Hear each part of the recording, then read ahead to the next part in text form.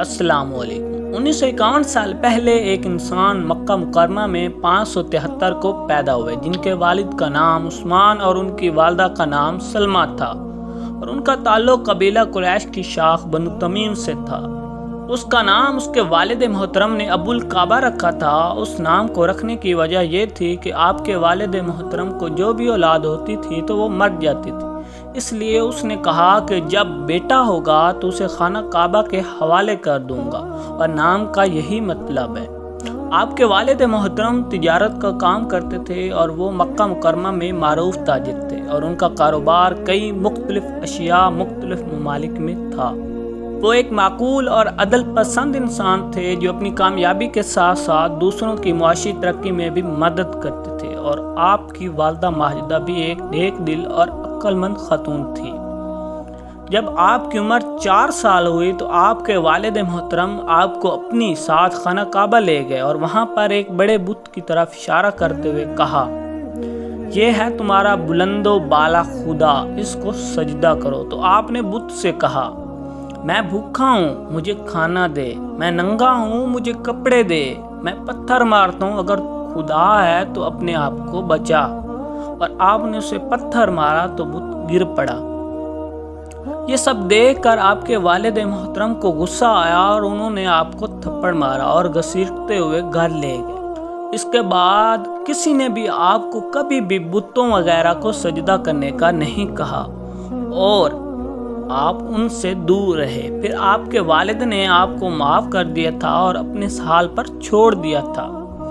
آپ بچپن سے ہی بہت ذہین تھے، اور آپ کے والدین نے بہت اچھے طریقے سے آپ کی پرورش کی، جس میں ایمانداری، بھائی چارہ، محبت اور اخلاق جیسی خوبیاں شامل تھیں، اور آپ نے مختلف موضوعات کے بارے میں علم حاصل کیا۔ جب آپ جوان ہوئے تو آپ عتیق یعنی آزاد کردہ غلام کے نام سے مشہور ہونے لگے، کیونکہ آپ نے موت سے رہائی پا لی تھی، یہ وہ کہتے تھے۔ آپ نے لڑنے کا طریقہ، ہتھیاروں کا استعمال، شعر گوئی اور شعر فہمی، تجارت جیسی خوبیوں سے خوب واقف ہو گئے تھے۔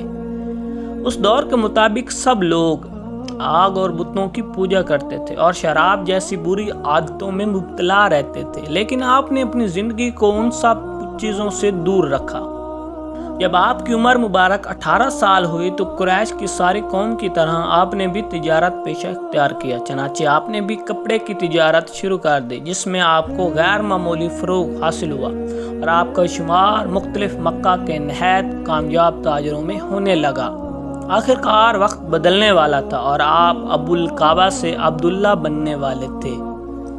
اسی دوران آپ کے ہمراہ حضرت محمد صلی اللہ علیہ وسلم بھی ملک شام تجارت پر گئے ہوئے تھے، اور حضور ایک مقام پر پیری کے درخت کے نیچے آرام فرما رہے تھے کہ ایک اہل کتاب راہب نے حضور کو دیکھا اور آپ سے کہا کہ یہ کون نیچے آرام کر رہے ہیں؟ تو آپ نے کہا، محمد بن عبداللہ بن عبد المطلب۔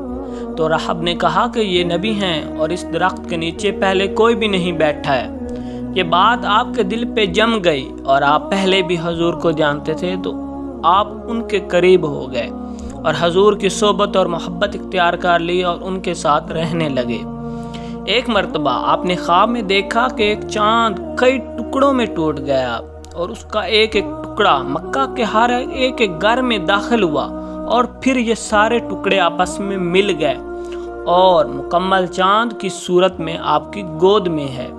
پھر صبح آپ خواب کی تعبیر کرنے والے کے پاس گئے۔ اس شخص نے آپ کو بتایا کہ تم اس آخری نبی کی پیروی کرو گے جس کا انتظار ہو رہا ہے، اور تم اس آخری نبی کے پیروکاروں میں سے سب سے افضل ہوگے۔ آپ دیت اور تاون کا فیصلہ کرتے تھے، مطلب اس دور میں دیت سے مراد خون کا بدلہ خون یا اس جان کی قیمت ادا ہوتی تھی تاون کی شکل میں، اور تاون سے مراد ہے قید میں رکھنا، مطلب زبردستی سے وصول کر کے دیتے تھے، کیونکہ ظالم تو ظالم ہوتا ہے۔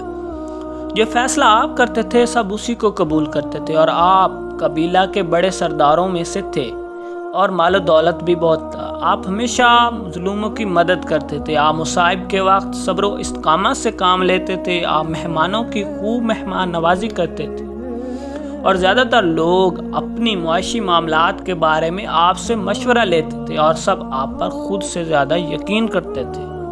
ایک بار پھر آپ تجارت کی غرض سے ملک شام گئے اور آپ نے ایک عجیب خواب دیکھا، اور پھر صبح ایک مشہور راہب جس کا نام بحیرہ تھا اس کے پاس گئے۔